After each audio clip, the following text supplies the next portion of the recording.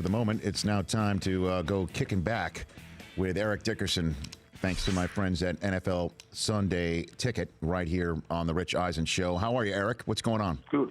How you doing? I'm doing great. How many Jared Goff questions have you gotten on your tour today with FedEx? You know what? Yeah. You know what? Actually, I think I've only gotten 2. Come on now, Eric. Come on. Mm-hmm. Yeah. No, they asked about, everything else, but only 2 people asked that question. That's nutty. I would think that's my first one out of the game. Is he hurt, Eric? Is he hurt? Do you think he's hurt? No, I don't think he's hurt. I mean, if he's hurt, they're keeping it a secret. But no, I just don't think he's ready to play. I mean, he's really not. I think everybody's trying to compare him to Carson Wentz. His progression as a quarterback. But they have a quarterback coach there, a offensive guru. I mean, where we don't have a quarterback coach. I don't think this is a good quarterback coach. No offense against Chris Winkie, but for a young quarterback, you've got to have the proper tools for this guy to perform. And especially being the number 1 pick, you don't want to get out there and I think get him hurt. Well, so why would you make him the number 2 backup quarterback active this weekend if he's not ready against a team that has made its bones sending in the people who are just one tough hit away into the game? Eric, why would they do that? I think because of pressure. I really believe because of the pressure. People talking about it. Well, hey, you drafted number 1. You give up all these draft picks, and he's not going to be. He's inactive. That don't even make sense. I mean, I think that's where the problem comes in. Eric Dickerson joining me here. What about the offensive scheme that we saw on Monday night? Oh, man, it was like high school offense. I mean, it was nothing spread out, nothing down the field, no bombs. I mean, you have to spread that offense out. I mean, look, we don't have the type of receivers the speed receivers. I mean, Tavon Austin is fast. Don't get me wrong, he's fast, but we don't have guys that can stretch the field like that. You have to make things happen downfield, and we didn't. I mean, Casey he threw some bad passes. And it was ugly. That's the best way I can put it. It was just an ugly offensive display. So what happened? And defense wasn't that much better. I think the defense just got tired of being on the field so long. Well, yeah. I mean, if you're going to be 3 and outed back on the field as much as they were on Monday night, that's to be expected. So, I mean, what would you say? That this team is as bad as it looked, is much better than this, or is somewhere in between? Eric? Honestly, I think it's somewhere in between. Just to be honest with you, they're not. They're not a great football team. I can't say that and be honest with you. They're not a great football team. I don't think they're as bad as they look Monday night for sure. If they're that bad, and it's something I didn't see in the preseason. But one thing I didn't like in the preseason, they didn't play the starters enough. I think you got to get a cohesiveness with your offensive unit playing in preseason. Even if they have 2 preseason games, they play 4 preseason games. It's got to be a game where you say, okay, we're going to work on this, and we're going to keep the starters in for 20 plays or 15 plays. I mean, I'm a big believer. Look, if you're going to get hurt, you're going to get hurt no matter what. That's just in the cards. That's what's going to happen. If you're not going to get hurt, you're not going to get hurt. And that's just what it is. And you just have to take your shots and plan your guys.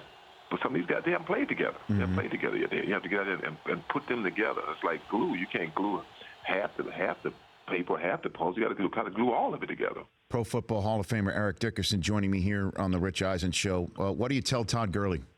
Give me some of your conversations with him. Oh man, I sent him a text before the game. Just telling him good luck, and I told him to play every play like it's your last play. Todd played hard. I mean, and it was some frustration on his part. I mean, on the field, he got a penalty, which you can't do that. I mean, just same thing with Aaron Donald. I sent Aaron a text after the game because I knew what Aaron was going through. That is total frustration. My text, I've been there. We played the Falcons. I won't forget it. We lost the game. We should have won against. No way the Falcons should have beat us, and they beat us. And I was so frustrated that I took my helmet off and threw it on the ground. And I cried. That's how pissed I was. I mean, you just mad, and not mad. You're just mad that we're better than this. I could see his frustration. We're better than this, and we have to have some real leaders on that football team. Before it's Todd. Todd's a young guy. He has a lot to learn yet, and a long way to go, and hopefully he has a long NFL career. So let me guess the number 1 popular question you've gotten on you're here and part of FedEx as well. Can I guess the number 1 question you've gotten on your media tour today? That's the number 1 question. Okay. So how quickly will LA fans give up on this team if they're this bad? That's one of the top questions. Come on now. It's going to be a sellout this weekend. I mean, I think it'll be a sellout this week because it's Seattle and they're playing at home. Right. And they want to see what they can do. If that would have been at home last week, it'd have been terrible. But you know how LA fans are kind of fickle. I mean, they're happy to have the NFL back, because a lot of these fans have never seen the Rams in LA. That's true. Some of them, they heard about the Rams, their dads, their grandfathers. I'm a Ram fan. They want to make my son a Ram fan, my grandson. So they have to get into it of being a fan again. You have to have a love relationship with the Rams again. The Rams have been gone. It's like the girlfriend that left. Now she comes back. You want to, give me a big kiss and hold it, baby. Wait, I ain't seen you in 22 years. They want to kiss. Take me out a little bit. So they have to win. I mean, for these fans to get adored by this, by the football team to be adored by the fans. So you are concerned that there may be empty seats by season's end. You think the LA fans might vote with their feet, or go walk the dog, go surf if later in the season? It's so much to do in LA. I mean, you've got the Lakers. You're going to have the basketball season coming up. And the Lakers aren't good. You got the Dodgers. You got the Clippers. You got the Angels. You got the beach. You got Hollywood Boulevard. You got Sunset Boulevard. You got a lot to do in LA. It's not like being in Green Bay or Pittsburgh or Cincinnati or one of those cities, Cleveland. It's just too many things to do. But I keep this in mind. We do have some really good loyal fans, and I hope they keep coming out. Now, I've said from the beginning that this is going to take time. It's going to take time, and I just hope you're patient with it. Eric Dickerson, Pro Football Hall of Famer. A couple more minutes left with you. The NFL had a made an announcement that is going to put $100 million into safety measures and research on how to keep players safe, as well as retired players. You being a retired player, Pro Football Hall of Famer, do you believe the NFL and the NFLPA are protecting you and your fellow retirees safe health-wise? They didn't protect me, and they haven't protected guys like me. No, they did not protect us. They didn't even care about us when we left the league, when we left out the NFL. They cared nothing about us. I think they have to do it now because they got caught. The numbers are down with parents letting their kids play football, and they want to keep this game thriving. I think that's what it's all about. They see a scared people don't want to let their kids play football because of how the sport is. But I think that's a good step forward. It's a big step forward for the NFL to put, you say $100 million into something that's going to possibly help the players. And in terms of staying retired, there's beginning to be a little bit of rumor mill and smoke in Seattle that Marshawn Lynch might think of coming back. And you've even picked him up in your fantasy league? You've already done it? I picked him up in one league. There's some talk that he may be coming back. In one league. Okay, all right. I heard that. I heard that he might come back. I always thought he would keep wanting to play a little bit more. I didn't understand why he retired. And, you got enough money. If you don't want to do it anymore, I understand it. But if you still can do it, and even at a high level like he can, I'd have played a few more years. If I could have played a few more years, I would have. I really would have. My neck injury prevented me from playing. Mm-hmm. But you would counsel him to, if he thinks he could do it, to figure out a way to come back, if not for Seattle, then force his way somewhere else? Yeah, if he wants to do it. But only do it if it's going to be a team that's going to be a contender. Don't go to a team that you know that doesn't have a good offensive line. You don't have a shot at doing anything. I would stay retired for sure. It's not worth it. Then you get frustrated all over again. You'd be like, well, I should have stayed retired before doing this. Mm-hmm. Well, Seattle could use him. I'll tell you that.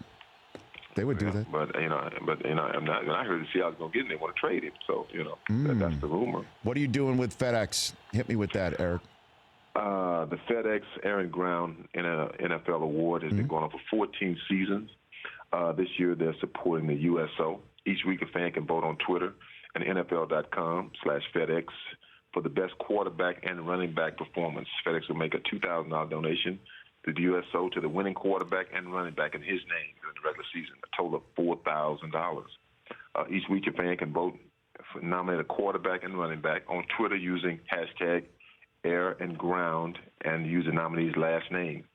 And also NFL.com/FedEx beginning on Monday through Thursday. So, you vote who you think the best quarterback was, the best running back. You got 3 choices. Okay. And it was some hot games this week, and some guys had some great games. No doubt about that. Eric, thanks for coming on. Come back in studio. All right, we're local. Hey, thank you. You're guys. local. Okay. I'm local. All right. Let's stay local. Okay, Eric. You got it. All right. You got it. Bye. It's Pro Football Hall of Famer Eric Dickerson here on the Rich Eisen Show. And again, with NFL Sunday Ticket on DirecTV, you can watch your favorite team no matter where you live. You can watch every Sunday Ticket game live on any device, stream on your laptop, tablet, phone, game console, every touchdown from every game on the Red Zone. Tom Brady knows all about that. He said that this week. That's what he did on Sunday. It's all in one place with NFL Sunday Ticket Max. Can even help with your fantasy standings. There's a Fantasy Zone channel entirely devoted to fantasy football on DirecTV, exclusive with NFL Sunday Ticket Max. So go ahead and call 1-800-DIRECTV right now to enjoy every live out-of-market game every Sunday with NFL Sunday Ticket. The Rich Eisen Show, weekdays at noon Eastern on Audience.